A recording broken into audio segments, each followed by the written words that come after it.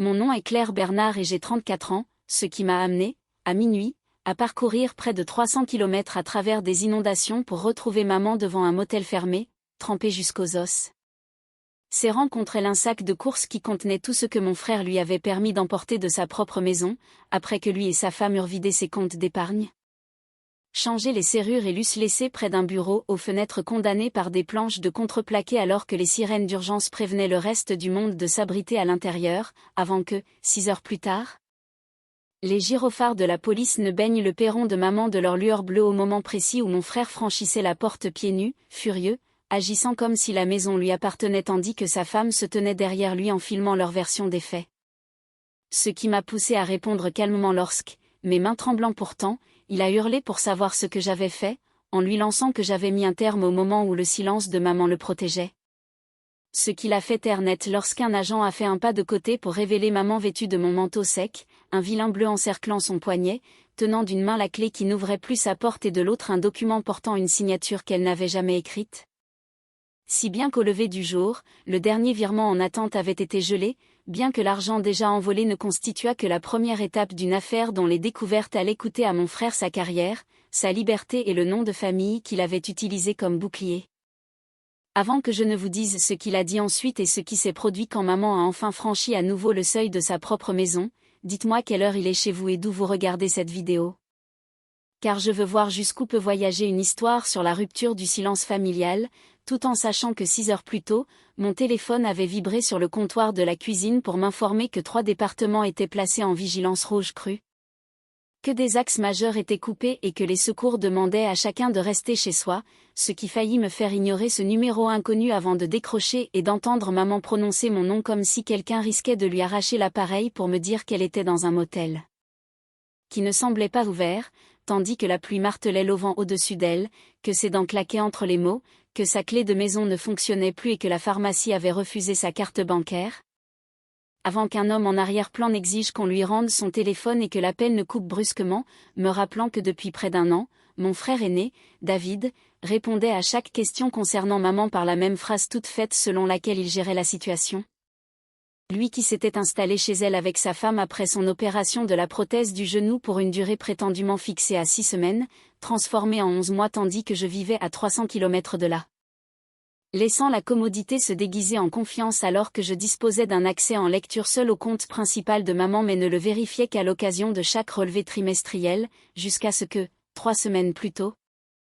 les alertes cessent après que quelqu'un eut basculé la réception du format numérique au format papier, un changement que David avait mis sur le compte d'une mise à jour bancaire que j'avais naïvement acceptée. Me conduisant à rappeler maman pour tomber directement sur répondeur avec le téléphone emprunté, à appeler David sans succès, puis à composer le numéro du motel qu'elle avait réussi à me transmettre. Pour n'entendre qu'un message enregistré annonçant que le relais hôtelier du Pin Creux était temporairement fermé suite aux dégâts causés par les eaux sur son système électrique, ce qui transforma l'inquiétude en une sensation bien plus glaciale, m'amenant à charger dans le coffre des bottes des couvertures, de l'eau, une lampe torche, des vêtements de rechange et le dossier médical de maman avant de prendre la route à minuit 18, pour voir, à peine 20 km plus loin, l'itinéraire GPS disparaître sous les symboles de route barrée. L'autoroute me portant durant la première heure malgré une pluie effaçant les marquages au sol et les poids lourds projetant des murs d'eau sur mon pare-brise, chaque coup de balai d'essuie-glace faisant ressurgir un souvenir différent. Qu'il s'agisse de l'appel de maman mais s'étonnant que sa facture d'électricité ait doublé avant de rire quand David avait pris l'appareil pour expliquer qu'elle avait confondu 2 factures. Des chuchotements de juillet où elle s'inquiétait de la disparition de son chéquier suivi 10 minutes plus tard d'un SMS de David assurant qu'elle l'avait retrouvé dans le congélateur et qu'il ne fallait pas l'énerver. Ou encore de la question de maman en septembre me demandant si je me souvenais du dossier vert de papa dans le bureau, un sujet que j'avais éludé car j'étais en retard pour une réunion, ces réminiscences ne surgissant pas dans l'ordre mais frappant comme des débris charriés par une crue. Chacun assez bénin sur le moment mais assez lourd pour briser quelque chose en s'accumulant, car je n'avais pas abandonné maman en une seule décision théâtrale mais à travers 20 choix raisonnables. Ce qui me mena à 1h37 lorsqu'un gendarme bloqua l'accès à l'autoroute pour dévier la circulation vers une départementale en hauteur, me poussant à m'arrêter dans une station-service sous les feux de détresse pour tenter à nouveau de joindre David qui, cette fois, répondit immédiatement en me demandant où elle était et en exhalant lentement pour simuler la patience, me conjurant de ne pas paniquer car maman s'était égarée par confusion et il lui avait réservé une chambre qu'elle avait refusé d'intégrer dans ce motel fermé. Un silence d'une demi-seconde de trop s'installant avant qu'il n'ajoute qu'elle m'avait donné un mauvais nom, ce qui prouvait selon lui ses dires, ce à quoi j'objectai en demandant pourquoi sa clé ne marchait pas. Ce à quoi il rétorqua qu'ils avaient dû remplacer une serrure cassée tout en me priant, d'une voix soudain plus douce, de ne pas conduire par un tel temps, de faire demi-tour et de laisser Vanessa et lui s'en charger. Prononçant pour la première fois le prénom de sa femme comme si ajouter un témoin rendait le mensonge plus sûr, tandis que j'entendais une télévision en fond et le cliquetis creux de glaçons dans un verre, comprenant qu'il ne cherchait rien mais était assis bien au chaud dans le salon de maman. Ce qui me décida à enregistrer son message pour ouvrir l'application bancaire et découvrir que le compte d'épargne de maman, qui affichait auparavant 247 318 €, n'en contenait plus que 1880. 3 virements étant déjà exécutés et un quatrième de 61 400 € devant s'effectuer dès l'ouverture de la banque, tous acheminés vers la société VDL Habitat, me poussant, plutôt que d'exiger des explications à David, à photographier les transactions et à contacter l'établissement bancaire, dont la conseillère, bien que incapable de discuter du compte sans maman, créa un dossier et alerta l'unité de protection des personnes vulnérables, instaurant non pas un gel immédiat mais un repère temporel qui dressait une barrière entre David et le prochain euro, alors que plus loin, près d'un passage souterrain, des eaux boueuses recouvraient l'asphalte où la voiture qui me précédait s'était enlisée et avait dérivé en travers,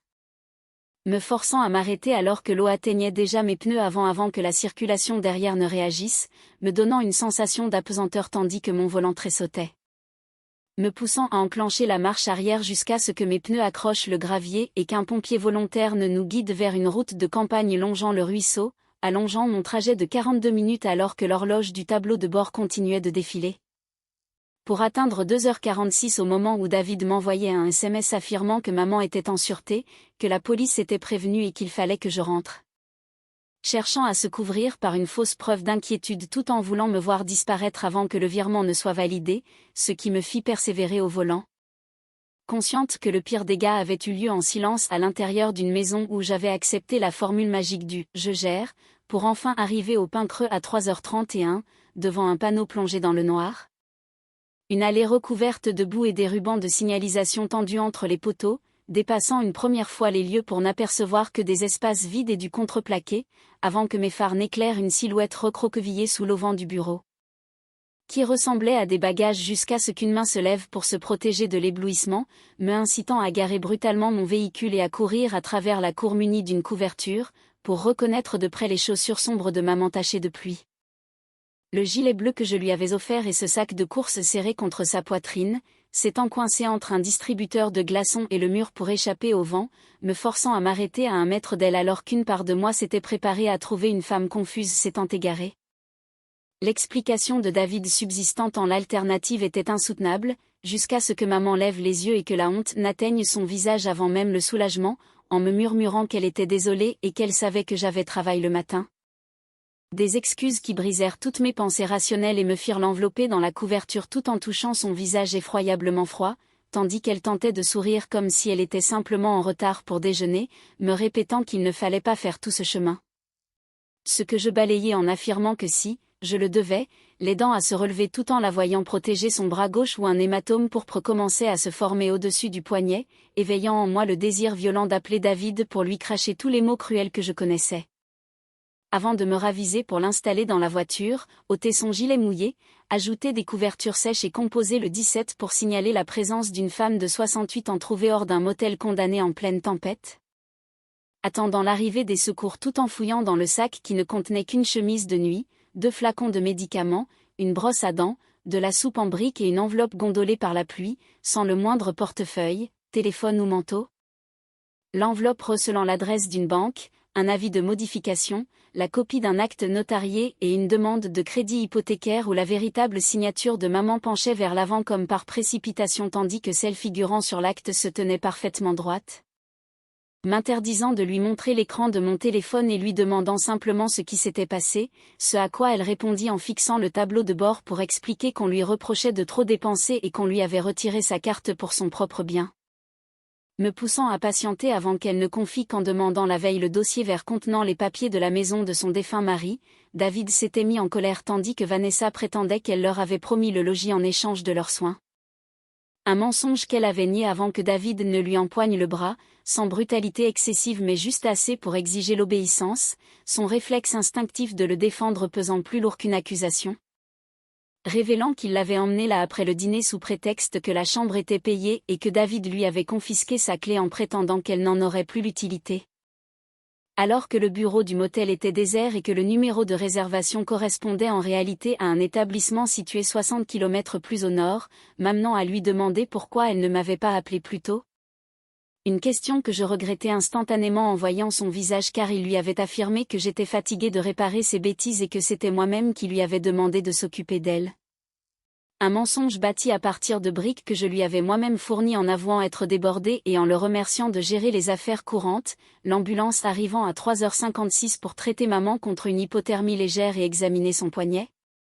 Avant qu'elle ne retienne ma manche au moment d'être placée sur le brancard en me suppliant de ne pas transformer cela en guerre familiale et de laisser couler si l'argent était rendu pour préserver l'anonymat, ce qui me fit contempler le motel fermé. Le faux reçu et le sac de courses mouillé contenant la vie réduite d'une femme âgée, me demandant combien de mal on pouvait qualifier d'affaires de famille avant que notre silence ne devienne complice, m'amenant à serrer sa main pour lui jurer que je ne ferais pas une guerre, mais un dossier. Pour composer aussitôt à 4h08, près du brancard, le numéro de maître Ruth Keller, l'avocate spécialisée en droit patrimonial de mes parents dont la carte figurait dans le dossier médical, m'attendant à un répondeur avant qu'elle ne décroche dès la 4e sonnerie. Parfaitement éveillée, me poussant à lui envoyer les photos et à lire les montants des virements, ce à quoi Ruth répondit sans me promettre de miracle ou d'arrestation immédiate mais en s'enquérant de l'état de lucidité de maman, de sa compréhension des transferts, de son autorisation concernant l'acte et des risques financiers imminents, ce à quoi maman répondit clairement sous ses couvertures chauffantes qu'elle n'avait rien autorisé et exigeait que David et Vanessa soient bannis de tous les comptes, incitant l'avocate à m'expliquer qu'il y a 3 ans. Ma mère avait signé une procuration financière durable et immédiatement exécutoire me désignant comme mandataire dont elle conservait l'original dans son coffre ignifugé, sans qu'aucun nom de David n'y figure. Complété par une attestation spécifique exigée par la banque lorsque maman m'avait ajouté comme contact d'urgence après sa chirurgie, un document que j'avais signé et totalement oublié qui devenait soudain le pont entre le soupçon et l'action. Permettant à Ruth d'expédier les pièces justificatives, la pièce d'identité de maman, sa déclaration signée et mes captures d'écran vers le service antifraude de la banque ouvert 24 heures sur 24. Capable d'appliquer un blocage administratif provisoire sans juge à condition de vérifier l'identité du titulaire ou du mandataire légal et de constater des indices crédibles de fraude. En prévenant toutefois que pour les fonds déjà acheminés la tâche s'annonçait ardue puisque la banque destinataire pouvait refuser le rappel et que les 61 400 € en attente constituaient notre meilleure chance de récupération rapide avant le traitement du lot matinal.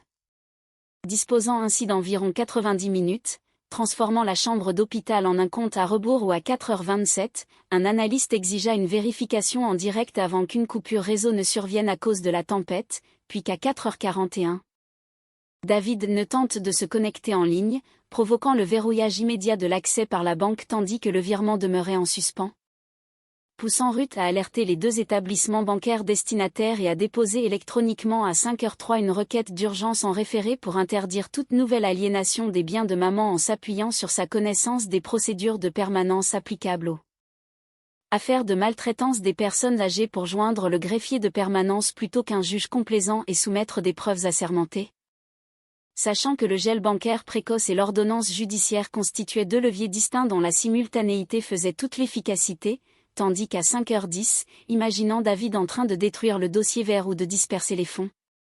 Mon pouce hésita au-dessus de son nom avec la tentation de l'appeler pour le sommer de tout annuler ou l'avertir de nos découvertes, avant que je ne retourne mon téléphone contre la table, comprenant que chercher la paix ne rendait pas ce choix sans danger. Car la partie la plus ardue n'était pas la colère qui me donnait une direction, mais la prise de conscience que chaque démarche juridique réduisait le chemin du retour vers la famille de façade que nous avions jouée, sachant que si je signais en tant que mandataire, appelait la police et appuyait la requête de Ruth, David ne me le pardonnerait jamais, que maman pourrait m'en vouloir une fois le choc passé et que je risquais de passer des années à me demander si une confrontation en comité restreint aurait pu sauver tout le monde, jusqu'à ce que En regardant à travers la vitre de la salle de soins, je vois maman s'excuser auprès d'une infirmière de lui avoir demandé une couverture, prisonnière du dressage de David qui lui avait inculpé que sa propre survie constituait une gêne, ce qui balaya mes dernières hésitations. Maman a laissé Ruth demander à 5h18 une intervention de police au domicile de maman pour exploitation suspectée, expulsion forcée, violence physique, abandon de personnes vulnérables en situation d'urgence et risque de dissimulation de preuves. L'avocate me rappelant que les forces de l'ordre n'étaient pas des huissiers et ne pouvaient fouiller les tiroirs sans mandat, consentement ou urgence absolue, mais qu'elle pouvait sécuriser les lieux, recueillir des témoignages et préserver les éléments visibles. Ce qui amena l'analyste bancaire à rappeler à 5h31 pour que maman confirme son identité, décrive les agissements frauduleux et révoque toute habilitation que David prétendrait détenir, me permettant de parler en son nom en vertu de ma procuration tandis que Ruth, toujours en ligne, certifiait les documents, ouvrant une nouvelle attente où l'infirmière apporta des vêtements propres et des papiers de sortie, maman me demandant si David allait aller en prison et si Vanessa allait la détester, ce à quoi je répondis ignorer la réponse. Avant qu'elle n'interroge sur ma propre haine envers eux, bloquant ma gorge sans la moindre réponse, jusqu'à ce qu'à 5h47, la banque n'applique le blocage temporaire, stoppant les 61 400 € 14 minutes seulement avant leur décaissement, tout en signalant les transferts acheminés pour demande de restitution et en restreignant les comptes récepteurs, signifiant que si l'argent n'était pas totalement en sécurité, la porte s'était refermée avant le passage du dernier voleur. Ce qui coïncida à 5h55 avec l'arrivée du premier véhicule de patrouille dans la rue de maman, suivi à 5h58 par un second, alors qu'une fine ligne grise annonçait l'aube derrière la tempête au moment où j'aidais maman à s'installer à bord, tandis que Ruth, toujours active sur haut-parleur, me rappelait que mon rôle n'était pas de gagner une discussion mais de veiller à la sécurité de ma mère en ne rapportant que des faits probables pour laisser parler les registres. Me conduisant vers cette maison où j'avais passé 18 années à intérioriser le principe que les problèmes familiaux devaient rester confinés derrière des portes closes, lesquelles étaient cette fois grandes ouvertes tandis que des gyrophares balayaient les murs. Poussant David à surgir sur le perron avant même que je n'ai fini de me garer, vêtu d'un pantalon de survêtement et pieds nus, la rage ayant balayé la fausse douceur téléphonique pour hurler en me demandant ce que j'avais fait. Ce qui fit trembler ma main alors que je me remémorais le temps où il m'apprenait à faire du vélo en courant à mes côtés jusqu'à ce que je cesse de regarder en arrière. Car les souvenirs affectueux ne s'évanouissent pas lorsqu'une personne devient dangereuse mais rendent simplement le danger plus complexe à nommer, m'incitant à descendre pour lui annoncer que j'avais mis un terme au moment où le silence de maman le protégeait, provoquant l'apparition de Vanessa dans un peignoir crème pour déclarer en brisant sa voix pour la caméra qu'ils avaient pris soin de cette femme tandis que je ne venais que 2 fois par an et qu'elle les traitait à présent comme des criminels. Ce qui fit s'intercaler un fonctionnaire entre David et l'allée, avant que l'apparition de maman enveloppée dans mon manteau ne métamorphose l'expression de David, qui ne l'attendait pas sitôt avant d'avoir préparé sa version, l'incitant à s'exclamer instantanément d'une voix adoucie de remercier le ciel car ils étaient terrifiés de l'avoir quitté le motel avant qu'il ne puisse l'enregistrer. Ce qui poussa maman à brandir le reçu inutile en précisant que l'endroit était fermé à cause de l'évacuation pour inondation indépendante de leur volonté, poussant David à se tourner vers l'agent en affirmant qu'elle souffrait de confusion récente et qu'ils organisaient une prise en charge temporaire face à son incapacité à vivre seule. Ce à quoi Vanessa réagit en descendant une marche les paumes ouvertes pour supplier maman de rentrer au chaud et de cesser ce spectacle en tendant la main vers son coude, précisément le bras meurtri, ce qui me fit intercepter son poignet avant qu'elle ne l'atteigne, provoquant le souffle court de Vanessa et la charge de David à laquelle les 2 agents ripostèrent immédiatement, me faisant ressentir pendant 2 secondes le pouls sous mes doigts tout en souhaitant qu'elle ait peur, une pensée qui m'effraya presque autant qu'elle. Avant que la voix de Ruth ne retienne par le téléphone posé sur le toit de la voiture de lâcher prise, ce que je fis en reculant d'un pas et en articulant d'une voix brisée de ne plus jamais la toucher et de nous laisser gérer les contacts physiques. Ce à quoi l'agent acquiesça en confirmant qu'il avait compris, car la soif de revanche ne s'accommodait pas de l'impulsion, David ayant besoin de me voir émotive et facile à disqualifier, m'obligeant à ramener mes mains le long de mon corps pour le laisser exploiter l'ouverture lorsqu'il m'accusa d'avoir abandonné maman pendant des années alors que Vanessa et lui avaient tout sacrifié pour subvenir à ses besoins.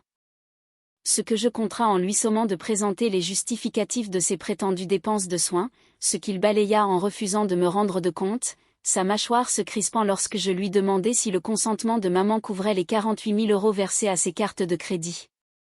Le virement pour la concession automobile ou les fonds renvoyés à VDL Habitat enregistrés à la boîte postale de Vanessa, dont le téléphone descendit d'un pouce trahissant le premier détail qu'ils ignoraient de ma science.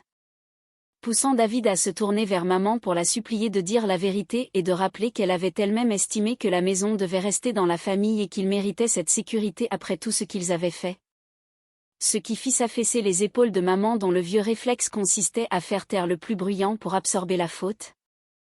Une faille que David exploita en s'approchant pour lui demander si elle souhaitait réellement envoyer son fils en prison après tout ce qu'il avait accompli depuis la mort de papa, qu'il s'agisse de la kinésithérapie ou des repas préparés. Des actes bien réels qui démontraient que l'aide et l'exploitation pouvaient habiter sous le même toit puisque conduire sa mère à ses rendez-vous n'excluait pas de détourner ses alertes, tout comme cuisiner ne contrebalançait pas le fait de glisser de faux documents à côté de son assiette. Transformant ses bonnes actions en simples accès et non en innocence, ce qui fit fixer maman longuement son fils pour lui rappeler qu'il l'avait emmené 6 fois chez le kiné tandis que c'était Claire qui réglait les factures et que Vanessa apportait des plats avant de piller sa carte. Concluant qu'elle éprouvait de la gratitude mais ne se trouvait pas à vendre, ce qui déclencha les pleurs de Vanessa qui invoqua leur noyade financière face à la disparition des commissions de David et à l'accumulation de ses propres factures médicales. Justifiant le recours à l'argent disponible avec la promesse de rembourser après la vente de la maison, une explication coupée nette par un ordre sec de David ordonnant à sa femme de se taire. Alors que la caméra piéton de l'officier filmait la scène et que Vanessa réalisait trop tard l'imprudence de ses aveux concernant le prêt immobilier, que David tenta de minimiser en évoquant une planification patrimoniale privée exempte de toute infraction. Balayé par maman qui tendit au second agent la copie de l'acte notarié en attestant qu'il ne s'agissait pas de sa signature, avant de dévoiler son poignet en expliquant que son fils l'avait séquestré lorsqu'elle avait réclamé ses papiers tandis que son épouse bouclait les valises pour l'expulser. Ce qui décida les policiers à les séparer pour leur notifier leurs droits, David exigeant un avocat tandis que Vanessa s'embourbait en invoquant d'abord un consentement avant de rejeter l'entière responsabilité des documents sur son mari, révélant la divergence immédiate de leurs récits. Alors que maman autorisait l'accès aux pièces de vie commune sans permettre la fouille de la chambre conjugale privée pour ne pas compromettre la solidité de la procédure par un raccourci trop hâtif, révélant à l'intérieur, à côté du courrier ouvert de maman, la facture d'un serrurier et un broyeur de documents saturés visibles à travers une porte, qu'un fonctionnaire m'interdit de toucher pour photographier les lieux et requérir l'intervention d'un détective financier afin d'obtenir un mandat. Pendant que Vanessa se précipitait vers un ordinateur portable ouvert sur les comptes en ligne pour en être aussitôt bloqué par un agent qui sécurisa l'ensemble pour les enquêteurs, tandis que David, posté sous la pluie près du perron, changeait de tactique en me suppliant de renvoyer la police en promettant de rétablir les virements et de quitter les lieux pour épargner à maman les détails, ce à quoi je répliquai qu'elle en savait déjà assez. Le poussant à m'apostropher sur sa vision héroïque de pacotille en me reprochant d'avoir fui là où il était resté, une pique qui me noua la gorge car j'avais effectivement battu en retraite en ignorant les signaux par peur de l'inconvénient, me faisant mesurer pendant une fraction de seconde comment la culpabilité transformait son forfait en ma propre dette, avant que la voix de maman ne s'élève depuis le seuil pour lui signifier qu'elle était revenue malgré son expulsion. Le laissant pantois comme si la trahison lui appartenait en propre, ce qui conduisit à 6h42 à son placement en garde à vue pour soupçon de violences intrafamiliales et mise en danger d'autrui sur la base du témoignage de maman, de la fermeture avérée du motel. Des appels contradictoires et des échymoses, les qualifications financières nécessitant quant à elles des investigations approfondies et des mandats que la police s'apprêtait à instruire, regardant à travers la vitre trempée de la voiture de patrouille David fixait sans succès Vanessa qui, loin de s'approcher, était déjà occupée à joindre son propre conseil, menant après l'audience en visioconférence de 9h30 à l'ordonnance d'interdiction de contact et de disposition des biens prononcés par le juge contre le couple. Suivi dès le lendemain après-midi par la saisie des équipements informatiques, des débris de broyeurs et des archives comptables par les enquêteurs, pour permettre enfin à maman de déposer sur la table de la cuisine, une fois le calme revenu, la clé inutile remplacée par un serrurier et de traverser lentement le seuil avant de crisper ses mains sur le dossier d'une chaise en découvrant le dossier vert de papa éventré sur le sol, sans verser de larmes mais en me confiant qu'elle cherchait sans cesse ce qu'elle avait pu faire pour le pousser à une telle extrémité, ce à quoi je répondis que sa détresse expliquait la pression mais n'excusait en rien son choix. M'obligeant à affronter ce matin-là cette question que j'avais éludée des années durant sur notre propension à protéger l'abuseur plutôt que l'amour lorsque la famille qualifiait les conséquences de cruauté. Une réponse qui ne jaillit pas d'une révélation fulgurante mais s'élabora au fil des procédures, des assignations, des auditions et des scellés, la justice du quotidien ne ressemblant guère aux plaidoiries des films mais exigeant la patience requise pour survivre aux formalités administratives, permettant aux banques de pister les flux durant les 3 premiers jours pour constater que les 61 400 € bloqués n'avaient pas bougé et que 112 000 € résiduels sur le compte de la société avaient été restitués après examen. Le reste ayant servi à solder les cartes de David, à verser l'apport d'un SUV de luxe, à régler des taxes, du matériel IFI et des retraits en espèces impossibles à annuler, obligeant Ruth à les intégrer au volet civil du préjudice. Tandis que les ramifications plus sombres émergeaient par paliers avec la découverte de la notarisation à distance de l'acte de propriété réalisé à l'aide d'une fausse pièce d'identité générée sur l'ordinateur portable de Vanessa, dont une vidéo effacée montrait David dissimulant les pages pendant que maman signait en croyant paraffer un formulaire pharmaceutique selon l'audio retrouvé, l'acte fallacieux ayant servi à solliciter une hypothèque de 140 000 € bloquée in extremis par une incohérence de titre, confirmant que le déluge n'avait pas provoqué le crime mais lui avait simplement fourni un compte à rebours, aboutissant 2 semaines après l'arrestation au renvoi des chefs d'inculpation pour escroquerie aggravée sur personnes vulnérables, faux et usage de faux, usurpation d'identité, association de malfaiteurs et tentative d'expropriation frauduleuse, poursuivant Vanessa non comme simple complice mais comme coauteur au vu de ses instructions directes par message textuel enjoignant de placer maman pour 1 semaine le temps que le prêt passe ou d'exploiter la pluie pour simuler son égarement, démontrant que ses larmes sur le perron relevaient d'une stratégie publique vouée à l'échec, ce qui poussa la juridiction à annuler le faux dépôt et à conforter maman dans ses droits, contraignant David et Vanessa, qui avaient imprudemment vendu leurs propres biens avant de s'incruster sans loyer, à s'entasser dans un studio insalubre au-dessus d'un magasin de pièces détachées après avoir épuisé leurs économies en motel, tandis que le SUV était saisi suite au litige sur l'origine frauduleuse de son apport, illustrant à travers les clichés d'enquête la vision pathétique de David observant le plateau de dépannage aux côtés des cartons en plastique de sa compagne. Pour couronner la chute de cet ancien cadre bancaire dont l'audit interne révéla qu'il avait détourné ses compétences professionnelles et falsifié un justificatif de revenus par le biais du portail fournisseur de son employeur pour maquiller son forfait, lui valant un licenciement immédiat pour manquement à la probité, un signalement aux autorités de régulation et la radiation de sa licence financière, le privant définitivement de toute perspective de réinsertion dans ce secteur dont la technicité avait servi à masquer sa malversation. Avant que l'audience préliminaire ne scelle le sort de Vanessa grâce à la diffusion des messages par Maître Ruth, incitant sa propre mère à quitter la salle en silence et sa sœur à verser au dossier une conversation de groupe où elle exultait à l'idée d'être propriétaire avant Noël,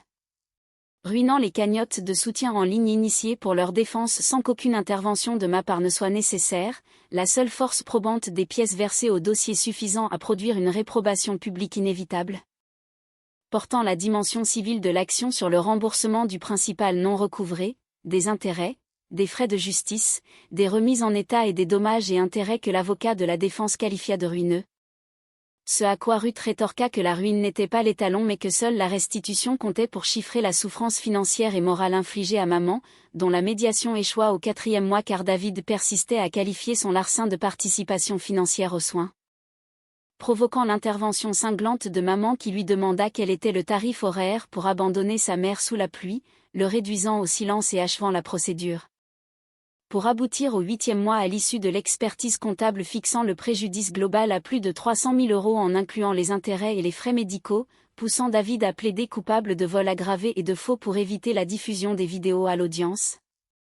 écopant de 3 ans d'emprisonnement dont 18 mois ferme assortis d'un suivi renforcé, d'une obligation d'indemnisation et d'une interdiction définitive de gérer les finances d'autrui, tandis que Vanessa écopait de 9 mois d'incarcération, de 5 ans de mise à l'épreuve,